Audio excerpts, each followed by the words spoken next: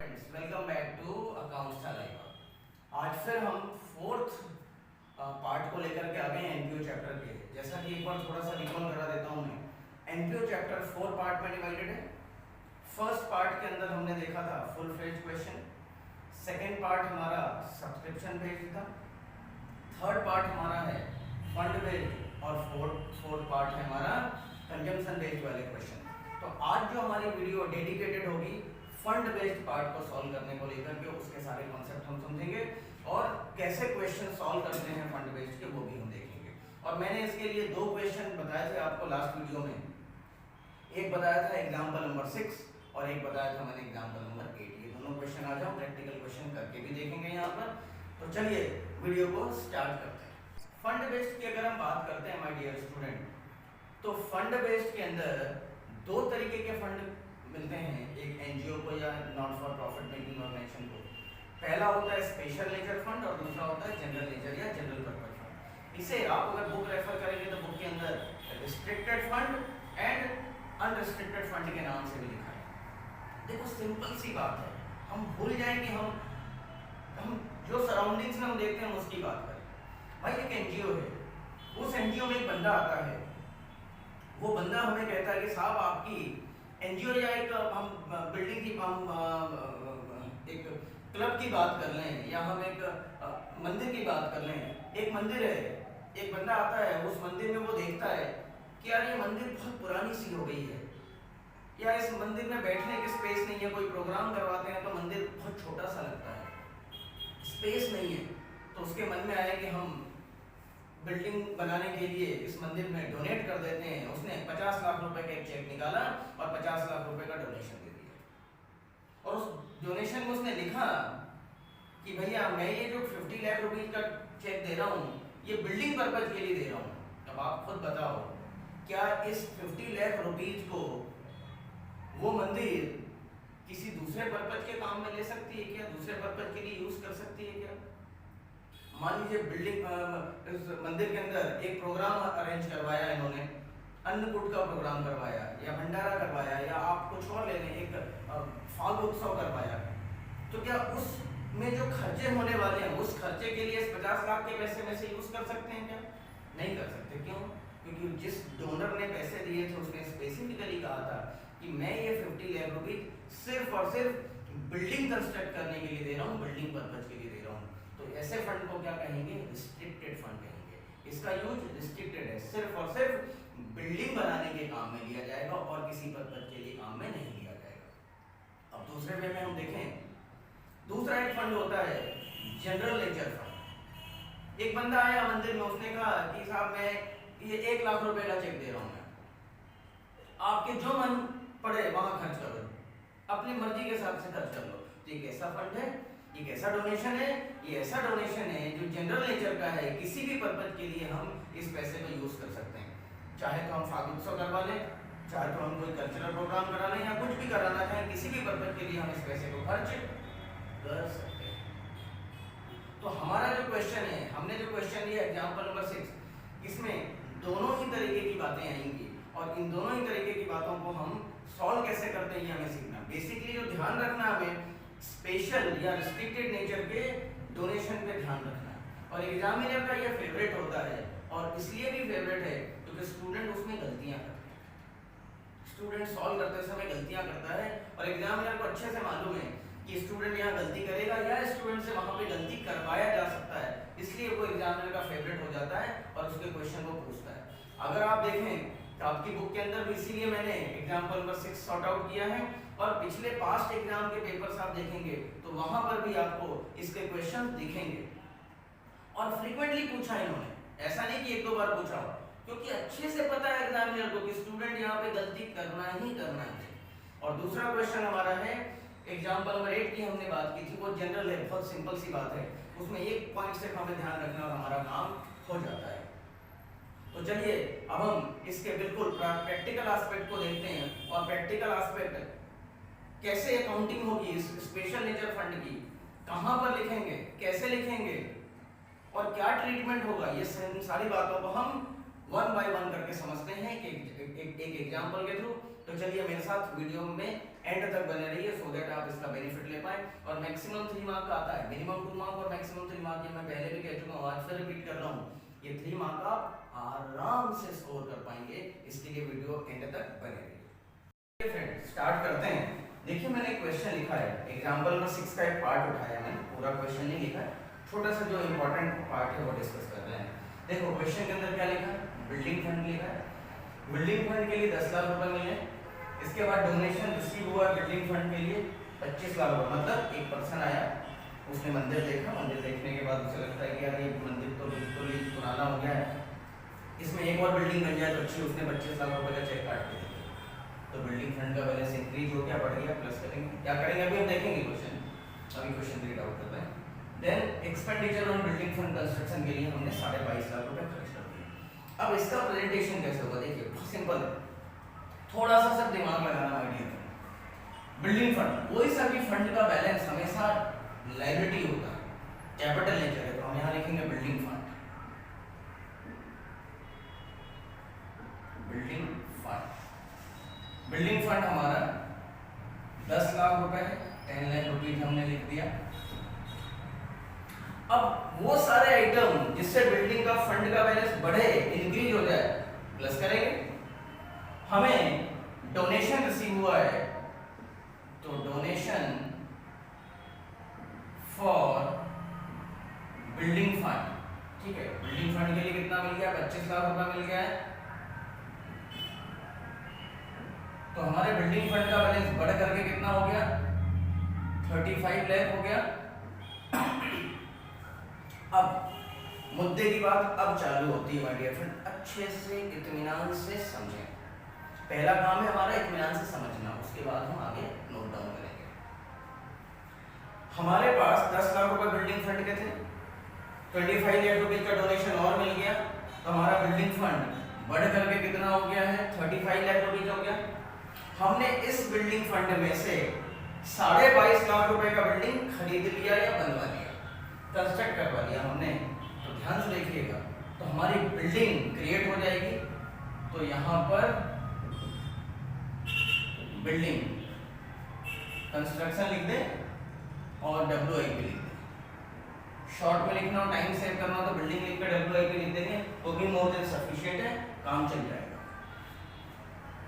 22,50,000 लिख दिया। अब मुद्दे की बात, अब ध्यान दीजिए, जब आपने बिल्डिंग में कंस्ट्रक्शन करवाया होगा तो आपने एंट्री क्या करी होगी, या बिल्डिंग खरीदी होगी, सपोज बिल्डिंग खरीद लिया तो एंट्री क्या करी होगी, building account debit to cash या बैंक, पेमेंट किया होगा आपने, तो एक इफेक्ट तो ये हो गया 22.5 लाख रुपए का, और दूसरा इफेक्ट कैश अकाउंट हमारे कम हो गए होंगे। तो अगर हम देखें, जो भी देखिए समझाने के लिए लिख रहा हूं मैं आपको, कैश अकाउंट जो भी रहा होगा उसमें से 22.5 लाख रुपए कम हो गए होंगे, तो एक इफेक्ट यहां से माइनस हुआ कैश से, मतलब क्रेडिट, और दूसरा बिल्डिंग हो गई, तो आपके एक इफेक्ट डेबिट हो गया और दूसरा क्रेडिट हो गया। अब मुद्दे की बात, यहां प्रॉब्लम है, अगर आपने यहां से कुछ नहीं माइनस किया, अगर आपने यहां से कुछ माइनस नहीं किया तो दिक्कत है। कैसे, अगर हम यहीं छोड़ दें तो मामला बिगड़ जाएगा। अब आप देखिए, मैं पहले ब्लू पेन से लिखूंगा, आपने यहां से 22.5 लाख रुपए माइनस किया, ठीक है, अब 22.5 लाख रुपए अगर आप यहां से माइनस नहीं करेंगे तो मामला बिगड़ने वाला है।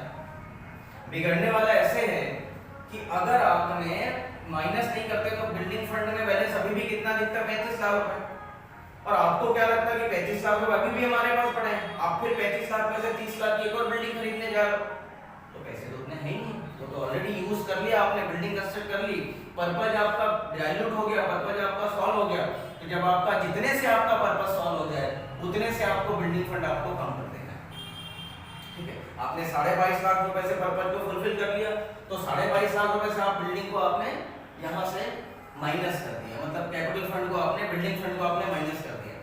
लेकिन अब एक समस्या और आ गई, समस्या ये आ गई कि जैसे ही आपने यहाँ से माइनस किया, एक इफेक्ट किधर आ गया, डेबिट में आ गया, और जब एक इफेक्ट डेबिट आ गया है तो दूसरा इफेक्ट मुझे क्या चाहिए, क्रेडिट चाहिए, बैलेंस शीट टैली नहीं होगी। ठीक है। अब बैलेंस शीट टैली नहीं होगी तो जैसे ही हमने पर्पज पूरा किया, क्या ये हमारी कैपिटल जनरेट नहीं हो गई क्या? और जब कैपिटल जनरेट हो गई तो अकाउंट क्या कहता है कि भैया ये जो कैपिटल फंड है, इस कैपिटल फंड में आप ये 22.5 लाख रुपए यहां से माइनस करके यहां पे ऐड कर दो। तो इससे हुआ क्या, एक इफेक्ट हो गया डेबिट और दूसरा यहाँ कैपिटल फंड में आपने प्लस कर दिया तो दूसरा इफेक्ट हो गया आपका क्रेडिट, और आपकी अकाउंटेंसी का फंडा भी क्लियर हो गया और डबल इफेक्ट हो गए और आपकी बैलेंस शीट टैली हो गई। तो पहला तो ये काम किया। इसी क्वेश्चन में दूसरा पॉइंट भी देखो, दूसरा क्वेश्चन, दूसरा पार्ट भी लिया, इसका सॉल्यूशन तो हो गया, ठीक है। अब हम दूसरे पार्ट पे आते हैं। दूसरे पार्ट में क्या लिखा है, हमें टूर्नामेंट फंड के लिए पैसे मिले। पहले मैं पूरा सॉल्व कर दूं, फिर उसके बाद में इसका पर्पस बताऊंगा कि कैसे डिफरेंशिएट करना है।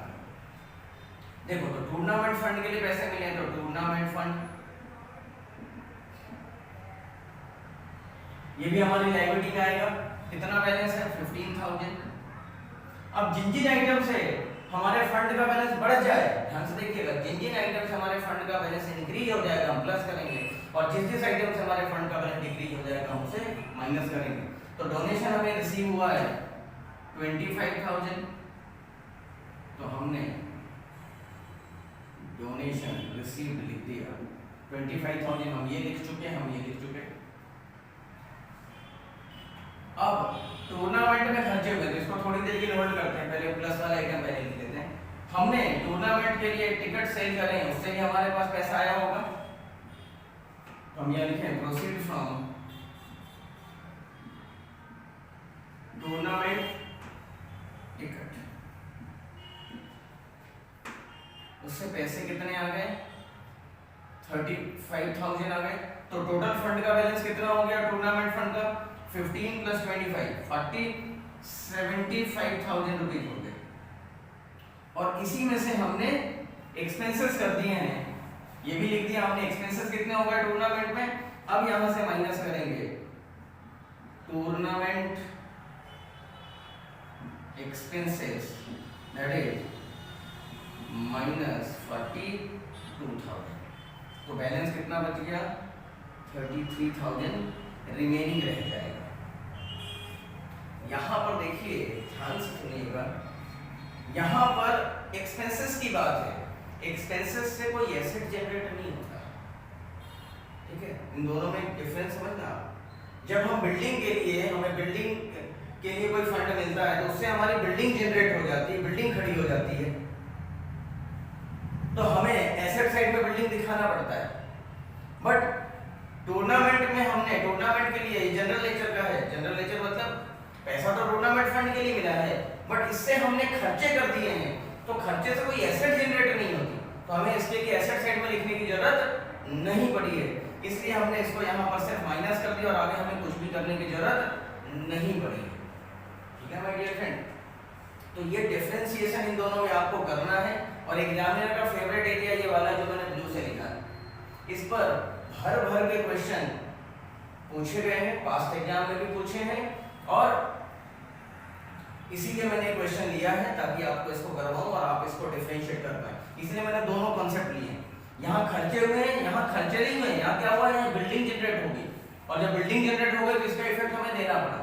हमारी बिल्डिंग जब जनरेट हो गई, ठीक है, तो यहाँ से भी माइनस करना पड़ेगा, यहाँ से माइनस नहीं करेंगे तो हमारी बैलेंस शीट टैली नहीं होगी, ठीक है। यहाँ पर हमारे खर्चे जनरेट हो गए, हमने जैसे ही खर्चे जनरेट किए हमने क्या एंट्री करी होगी, हमारा एक इफेक्ट कैश से अमाउंट कम हो गया होगा 42,000 रुपीज, और हमारा टूर्नामेंट एक्सपेंसेस, क्योंकि हमने एंट्री क्या पास करी होगी, tournament expenses account debit to cash या बैंक, तो एक इफेक्ट यहाँ से माइनस हो गया, दूसरा कैश से माइनस हो गया होगा 42,000, तो हमारी बैलेंस शीट टैली होगी।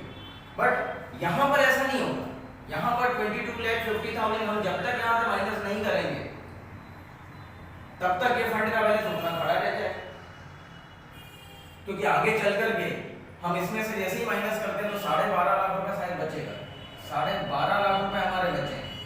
और अगर हम यहाँ से माइनस नहीं करते 22.5 लाख रुपए, तो बैलेंस हमारा 12.5 की बजाय कितना बचता, 35 लाख रुपए बचता। और आगे हम 35 लाख रुपए देख करके हम सोचते कि चलो 30 लाख के और सामान खरीद लेते हैं, बिल्डिंग खरीद लेते हैं या बिल्डिंग बनवा लेते हैं। बट जब हम बिल्डिंग खरीदने जाते हैं या बिल्डिंग कंस्ट्रक्ट करवाने जाते तो पैसे तो उतने है ही नहीं, फंड में उतना बैलेंस ही नहीं है, बैलेंस तो 12.5 लगता है। अकाउंटिंग पर्पस से हम गलत हो जाते हैं, इसीलिए हमें क्या करना पड़ा, यहाँ से माइनस करके यहाँ कैपिटल फंड में हमें इसको ऐड करना पड़ा, तभी जाके हमारी बैलेंस शीट टैली होगी और अकाउंटिंग पर्पस से भी हम सही हो जाएंगे, अकाउंटिंग कॉन्सेप्ट को एकदम सही होगा।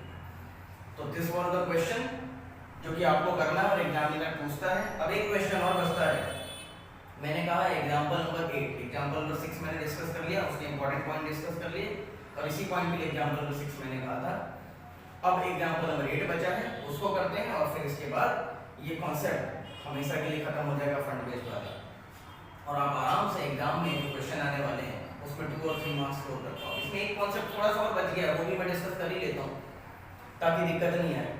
मान लीजिए बिल्डिंग फंड की जगह आपको इन्वेस्टमेंट परचेज करते हैं, क्या परचेज करते हैं, इन्वेस्टमेंट के लिए कोई डोनेशन मिला होता है, इन्वेस्टमेंट का ओपनिंग बैलेंस होता है, उसके लिए डोनेशन मिलता है और इन्वेस्टमेंट का टाइप मान लीजिए 10% होता है, तो आप 10% इन्वेस्टमेंट यहाँ लिखते हैं बिल्डिंग की जगह। अब 10% इन्वेस्टमेंट पे छुपा हुआ एडजस्टमेंट है तो इस पे आपको इंटरेस्ट भी कैलकुलेट करना पड़ता है। सपोज ये अमाउंट 22.5 लाख ही होता है, सपोज 22.5 लाख पे 10% 2,25,000 आपका इंटरेस्ट होता है और एक्चुअल में इंटरेस्ट आपको मिला होगा मान लीजिए 2 लाख रुपए, तो जो 25,000 का शॉर्टेज आ रहा है इसे हम कहेंगे एक्रूड इंटरेस्ट, और एक्रूड इंटरेस्ट का आपको डबल ट्रीटमेंट करना पड़ता है। एक तो क्या करना पड़ता है आपको एसेट साइड में यहाँ ऐड करते हैं आप, ठीक है, एक यहाँ ऐड करते हैं और दूसरा इफेक्ट आपको एक्रूड इंटरेस्ट से हमारा बिल्डिंग का फंड का बैलेंस भी बढ़ जाता है, एक यहाँ लिखना।